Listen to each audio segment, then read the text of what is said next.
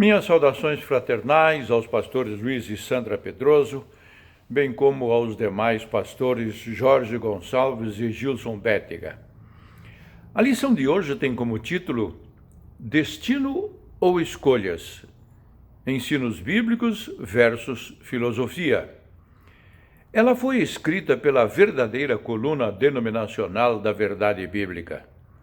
Eu me refiro ao pastor José Tomás Rodrigues de Lima. É um assunto tão antigo quanto o homem. E sob o ponto de vista histórico-religioso, os indivíduos e mesmo povos acreditavam e ainda acreditam naquilo que é denominado destino, sorte, sina.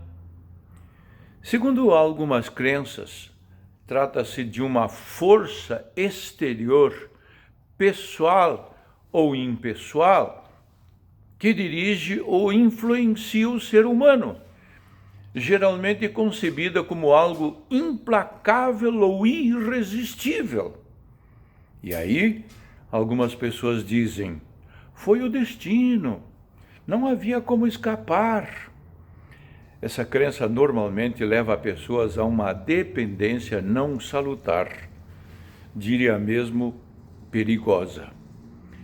Algumas civilizações mais antigas, tais como semitas, gregos, babilônios, egípcios, bem como alguns povos germânicos e outros, tinham os seus deuses e deusas da sorte ou do destino. Saliente-se que os antigos tinham medo de 4 forças: a natureza, os deuses, a história e o destino. Deste principalmente resultava o que se chama fatalismo. O que nos diz o ponto 1? Todas essas crenças caem por terra quando entendemos a soberania de Deus. Este é o primeiro grande ensino a ser aprendido e implica nos seguintes resultados. A. Ele cria todas as coisas. B. Ele sustenta todas as coisas. C. Ele dirige todas as coisas. E C. Isto é, reafirmamos também, além disso, a soberania de Deus, que implica em sua boa, santa e perfeita vontade, conforme registro na carta de Paulo aos Romanos, capítulo 12, versículo 1. E mais, soberania divina significa direito absoluto de decidir e de determinar. É prerrogativa divina, mais que isso. É um direito absoluto de Deus em decidir e determinar. Mas tem mais. A Bíblia uniformemente afirma que é Deus quem possui todo o poder para agir e ninguém e nada pode impedi-lo. Ouça uma referência à Bíblia bíblica que cito. Agindo eu, quem o impedirá? Este versículo está registrado em Isaías, capítulo 43, versículo 13.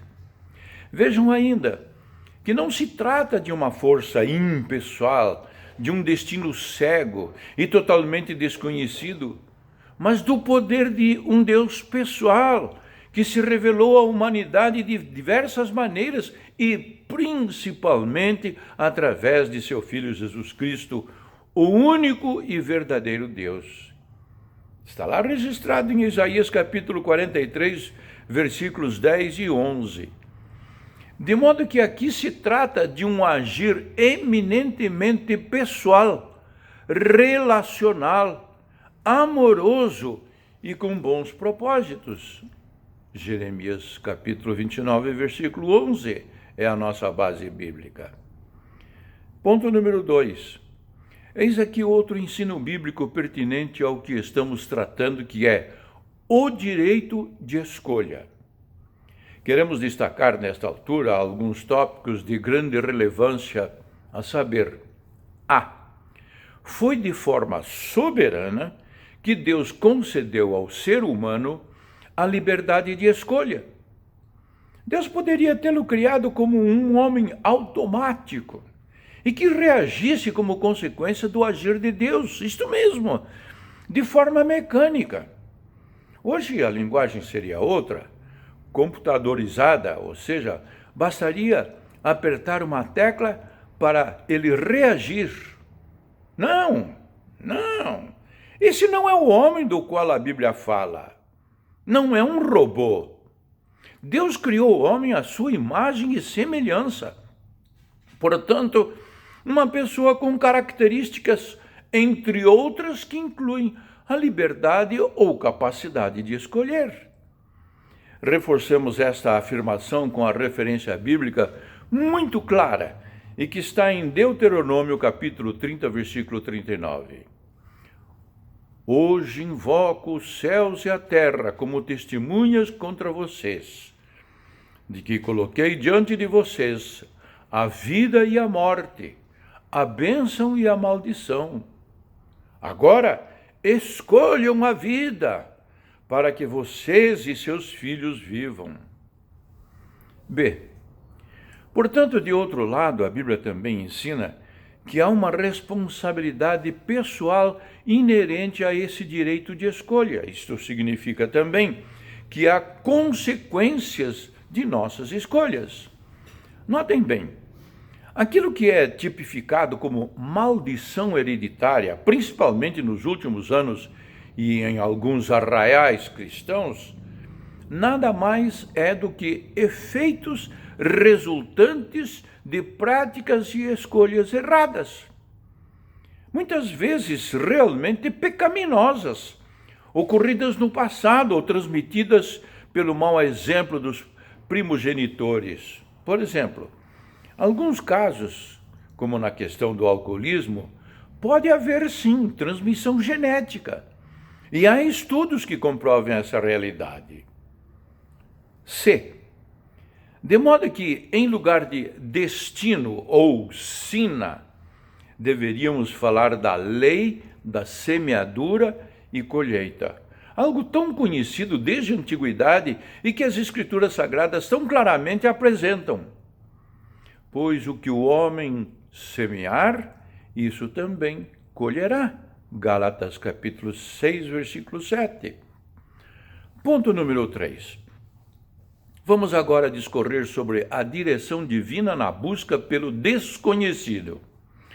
Aliás, este é um ponto deveras sensível, uma questão problemática quando se trata de enfrentar o futuro como um incógnita. Isto mesmo, como tratar de uma questão que ainda não conhecemos pessoalmente. Por exemplo, tratar de coisas com o desconhecido, ou seja, de coisas que ainda não estão por acontecer. Quais as ferramentas ou os meios que o cristão deve e pode usar para resolver este dilema? A Bíblia tem toda a orientação. Vamos recorrer a ela. Primeiro, orar e pedir. Esta dica está no livro de Salmos 143, versículo 10. Ensina-me a fazer a tua vontade, pois tu és o meu Deus, que o teu bondoso Espírito me conduza por terreno plano. 2. Ouvidos despertados para o falar de Deus. A referência bíblica está lá em Isaías capítulo 50, versículos 4 e 5, que leio. O Senhor Deus me ensinou suas palavras de sabedoria, para que eu possa animar e o que está fraco e cansado. Todas as manhãs ele me acorda e me ensina a escutar e entender as suas palavras. O profeta contava com essa gloriosa realidade, poder ouvir a cada manhã a voz de Deus. Isto é para reconhecer como Deus governa todas as coisas e administra os acontecimentos, sejam quais forem, conforme é dito desde os primeiros versículos deste capítulo. 3. Procedimentos, tais como lançar sortes e outros, foram permitidos por Deus conforme textos do Antigo Testamento e me refiro a Josué capítulo 9, a 1 Crônicas capítulo 24, também no Novo Testamento temos o procedimento dos apóstolos ao lançarem sorte para a escolha do substituto de Judas, Atos capítulo 1, versículo 26. É bom salientar que isso aconteceu antes do Pentecostes. Depois da inauguração da época da igreja, com o derramamento do Espírito Santo, as coisas mudaram. De fato, no Novo Testamento não encontramos nenhuma ordenança referente a essa prática, pois está obsoleta, não faz mais sentido na nova aliança, assim como outros procedimentos que a carta aos Hebreus chama de sombras. Hebreus capítulo 8 e versículos 5 e depois no capítulo 13. 4. A palavra de Deus e a habitação do Espírito Santo garantem ao crente, não que tantos chamam de sorte, bom astral e outros qualificativos, todavia garantem sim ricas bênçãos, principalmente e sobretudo bênçãos espirituais. Paulo aos Efésios, no capítulo 1, versículos 13 a 12. As bênçãos materiais são-nos concedidas conforme a benevolência de Deus e não devemos querer adquiri-las por merecimentos pessoais ou alheios à vontade divina. Observem mais. A Bíblia nos adverte, abro aspas, os bens que facilmente se ganham, esses diminuem. Provérbios capítulo 13, versículo 11. Faça o que a Bíblia recomenda. Trabalho honesto e digno, confirmado por Paulo na sua segunda carta aos Tessalonicenses, capítulo 3, versículo 12. Concluindo, em nosso país, mas não somente aqui, infelizmente o povo se deu à prática de uma perniciosa jogatina. E nessa prática também busca todo tipo de expediente que de alguma forma possa determinar sua sorte ou destino.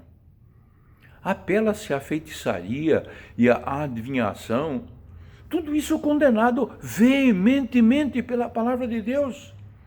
Confira lá em Deuteronômio capítulo 18, versículo 10, e depois lá no livro de Apocalipse, capítulo 22, versículo 15. Sem desprezar de toda uma visão ou um sonho que possamos receber da parte de Deus, busquemos, pois, pelas Escrituras e pela oração, a direção divina de que precisamos e não nos deixemos cair nas ideias pagãs de destino, sorte ou fatalismo.